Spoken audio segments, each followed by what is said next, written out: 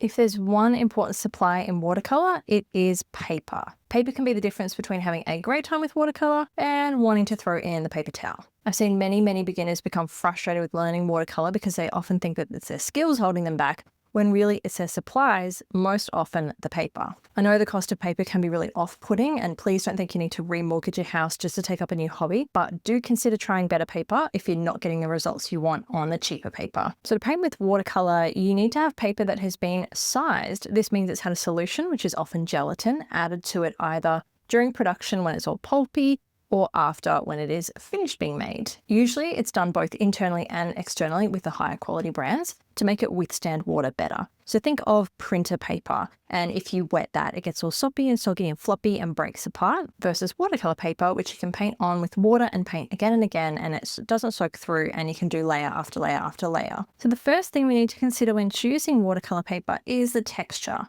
Your choice of texture could be based on personal preference or the types of paintings you prefer to create, and also your budget. So we've got 3 different texture types in watercolor paper. We have hot pressed, HP you'll see here. We've got cold pressed, CP, and then rough. Hot pressed is tightly compressed paper fibers, which gives a smooth texture and less surface area. It's best suited to detail work because it doesn't handle excess water well. It's just going to run off it and go into places that you didn't intend because there's not a lot for it to grip onto. Then we've got cold press paper, which is middle ground between hot press and rough, and I would say most commonly used. I really don't know many people that use rough. I don't think I know a single person that uses rough. Maybe a couple people that use hot press. This one is used more often because it's the best of both worlds. You get a little bit of toothy texture, but nothing crazy. It's sometimes referred to as not watercolor paper, as in not hot pressed. So it handles water really well and provides a moderate amount of texture. And then we've got rough, which is loosely compressed paper fibers, a rough texture, and a large surface area, best suited to work involving lots of water, or if you have a desire to include a lot of texture. As you progress up the texture scale here, your papers will become thirstier because they are increasing the surface area due to all the added texture. So it is going to be able to hold more water, but be thirstier. You can also find that same issue of requiring more water as you paint when you swap from a student grade paper to a more artist grade paper. They just become thirstier. So that's something to bear in mind as well if you go from one to the other. To give you a bit of a visual, hot press, nice and smooth, very tightly compressed paper fibers. With cold press, we've got some texture happening. So we increase the surface area, meaning we can hold some more water, versus this just kind of runs away. And then rough, we have a lot more texture. So it's going to be even thirstier. If you like things like granulating paints, it is going to have a more pronounced effect the rougher the paper gets because it'll be able to settle in all these little valleys and ridges versus just being stuck sitting on the flat paper surface. The next thing to consider is the weight of the paper, which essentially means how thin or thick the paper is. The thinner it is, the more likely it will buckle and warp when water is applied, even after it dries. But the thicker the paper, the more resistant it is to that. However, the thicker the paper, the higher the price tag. There are other ways to prevent warping, and I personally don't mind buying a thinner paper to save cash, especially if I'm just painting for myself. I actually use this weight the most, 185 GSM or 90 pound, versus this one here is the next size up in the Arches range, 300 GSM. 140 pound. You can see here in this sample pack of Saunders Waterford paper, we've got a really thick board here. This is 638 GSM, 300 pound. That is not doing anything when you paint on it. Got the same in 3 different textures. Then we move down to 425 or 200 pound. Then we move down to 300 GSM or 140 pound.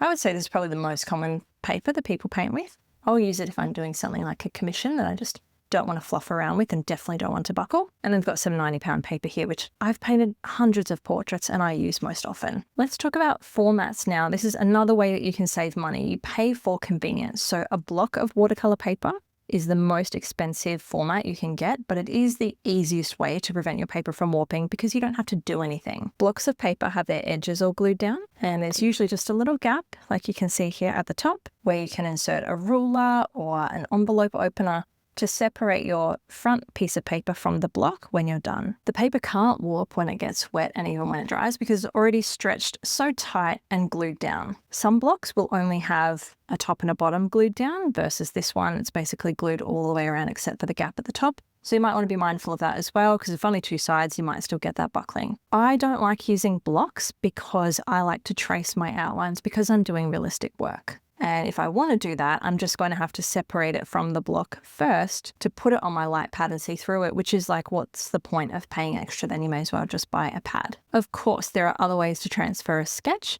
but I'm a creature of habit and I like my light box. The other reason I don't like it is because, particularly with Arches, I don't know about all the other brands, but they use this black glue around the edges. And so when you peel the paper off at the end, it does leave that black residue all around the edges of your portrait, and I just don't like that. Of course, you could cut it off. There are always solutions, but I just can't justify the price tag if I don't already enjoy painting on it as it is. Then we have what I use, which are pads of paper. So this just has a top side glued down. This is my personal preference because it's easy to store, use, and it's more cost effective. I always tear the paper from the pad before using. And even though I don't paint in A3 size, I buy in A3 size because it is more cost effective than buying in A4 or A5. It's easy to just go bigger and chop it down. I tackle the warping and the buckling issue by taping it down. This is my favorite tape to use, 3M blue painter's tape. You've got to test the tape on the paper before you commit. The black watercolor paper that I'll show you shortly, it tears up when I use this. So this to me is the best format. It's easy to store, nice and cost effective. I just chop it down. But if you don't have a guillotine or you don't want to cut it with scissors, of course you can get the smaller pads, but it's just going to cost you a bit more per sheet. Then you can also buy loose leaf sheets. Now, usually you'll find them in store way bigger than this. This is from a packet. They're usually even bigger than A3, I think. I think they're like double the size of that. But a lot of art stores, you can just buy one of them. This is going back a long time now, but I feel like 9 or so years ago, I bought a big sheet and it was like $15. Add a million years of inflation, but you know, if you're just wanting to try something, it is an option. They tend to have deckled edges when you buy them in a loose leaf sheet. So that's this pretty ripped edge that you've got here. It's just from the way that it was made. And usually the logo of the brand is debossed in a corner as well. That doesn't happen in blocks or pads. So just be mindful of that as well. You can of course always cut around these things, but it's just one extra step. I'm all about making things simple and removing the barriers. Then there's another format, which is the most economical, and that is a big roll of paper that is like meters long. However, it is the most expensive up front, and you'll have to cut it up into all the sizes you want, as well as store it. And it's going to be a little bit curved as well after being rolled for so long. I wouldn't recommend starting with that, but you might choose that way in future if you find yourself painting a lot. I am yet to buy a roll of paper. And then as you would have already seen, there are different sizes to choose from. It often is just going to depend on the brand you prefer because different brands have different sizes. You might notice here there are 2 pads underneath, and this one here, the Saunders Waterford underneath, is about 1 centimetre wider, but it's 1 centimetre shorter than the Arches. So they're going to differ a little bit brand by brand. I like to buy my pads in A3 size, as I mentioned, but I prefer to paint in A4 or A5, which is 1/2 or 1/4 of this size. So I cut it down myself. When it comes to colour of watercolour paper, we don't really get a lot of options. You're usually going to find something like high white here, nice and bright white, versus an off-white. I don't usually give the colour too much thought unless I'm painting something for a client, and therefore I might choose something brighter and whiter, or if I was scanning my artwork into the computer and I don't want the scanner to pick up the off-white color as part of the portrait and have to edit it out a bunch, so I might just go for bright white. There's also black watercolor paper now. This is Stonehenge, Aqua, Legion. I'm not a fan of this brand. I've tried their normal watercolor paper, white watercolor paper, and I did not like it. But I wanted to try this because it sounded like a fun idea. Probably more popular with people who paint with gouache or metallic watercolors, but something fun. A little while ago, I painted a zebra, which I had already painted the inverse of. I wanted to paint it in white instead on black watercolor paper, and that was really fun and a bit of a mind-bending activity. But like I mentioned, it really was not a fan of the tape I use. I also use this paper to test the best way to achieve white in watercolor in a previous video. Now, the last thing to consider when it comes to watercolor paper is what it's made out of. And at the end of the day, it doesn't really matter what format, weight, size, or color you buy. They're not really critical to the outcome of your paintings, but the materials that make up the paper are. So with paper, it's not always clear like what is student grade, what is artist grade. I tend to separate them based on what is 100% cotton versus what is not. So with student grade paper, it's generally made from wood pulp, which is sometimes mixed with cotton. So you might see 50% cotton, 75% cotton. On that type of paper, colors can appear less vibrant. The water absorption is not as good. It can create harsh lines, and being capable of taking multiple layers of paint, it will start like peeling swelling up at the surface. And sometimes there's an obvious pattern throughout the paper as well when it's machine made versus in a mold, which is where you get those cool deckled edges. Artist grade paper, however, is generally acid-free, archival, and 100% cotton or rag. It holds the water well, the harsh lines are reduced, the colors are more vibrant, multiple layers can be added without peeling, and it doesn't yellow over time or after extended exposure to sunlight. Often with watercolor supplies, you just get what you pay for. So I always recommend 100% cotton and acid-free paper for the best painting experience. You don't have to start here though. I'm not saying you will be terrible at watercolor unless you use this paper. But if you get to a point where you're so frustrated with the current paper that you're using that is not 100% cotton, to the point where you want to give up, trade in that cheaper paper and just try upgrading even just for one little painting experience. It's more often than not the reason for beginner's frustration. So in terms of the brands that I recommend, I am an Arches girl through and through. Live, laugh, love Arches. It is my favorite watercolor paper. I just have a better painting experience when I'm using Arches. Saunders Waterford would be my close second, and then Fabriano Artistico, which I do not have on me, is my third. I always paint on cold press, like I mentioned. Here's an example of where they call it not watercolor paper, but feel free to try any other type of 100% cotton watercolor paper and see how you go. Plenty of ways to save on watercolor paper though. Buy it in formats other than a block and tape it down to avoid buckling. Buy in larger sizes and cut it down. Buy in a lighter weight, GSM or pound. You can also paint on both sides. Not all brands and qualities will allow this, but you can still practice on the back,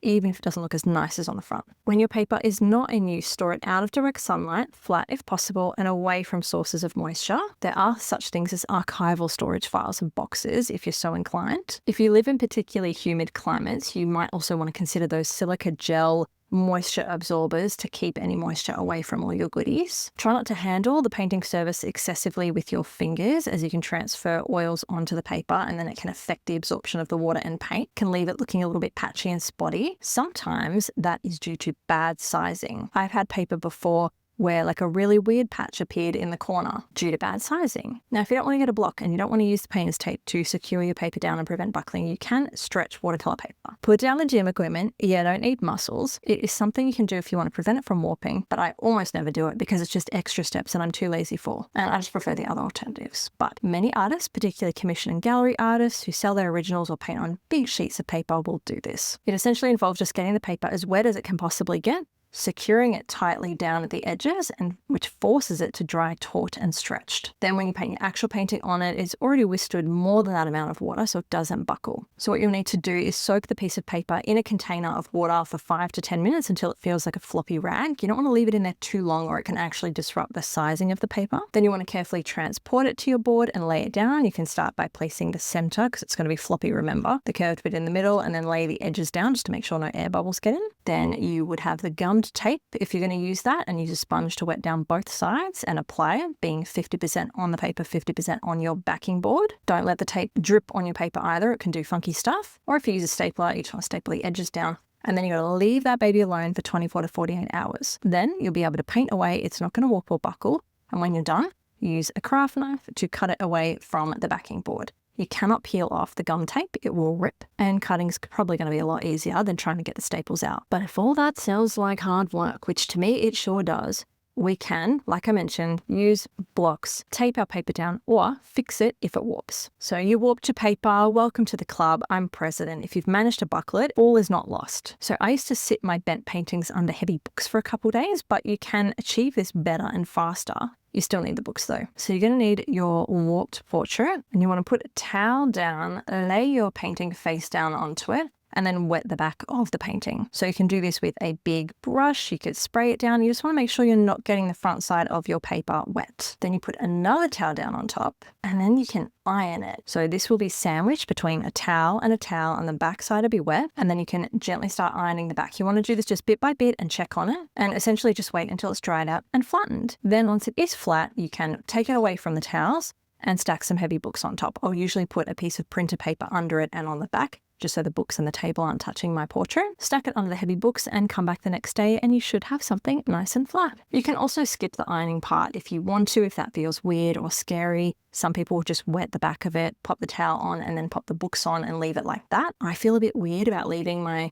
damp portrait in amongst towels and books, So I don't do that. I prefer to iron it if I'm going to do it so that it dries. But there you have it. That is the rundown on watercolor paper. Do yourself a favor and at least try once painting on 100% cotton paper. I guarantee you're going to enjoy it. And if you've got the ability, jump straight to the good stuff when you get started. Like every supply in watercolor, if you start at the bottom level and you work your way up, it's going to be like a new learning curve each time. Because as you go from the lesser quality paper to the better quality paper, they are going to be more absorbent. You might not even need as much color, and it's just going to be a learning curve all over again. That's not to, some people like that. That's not to say you can't do it, but if you're looking for the easy route, give that a go. Thanks for watching, and I'll see you in the next one. Bye.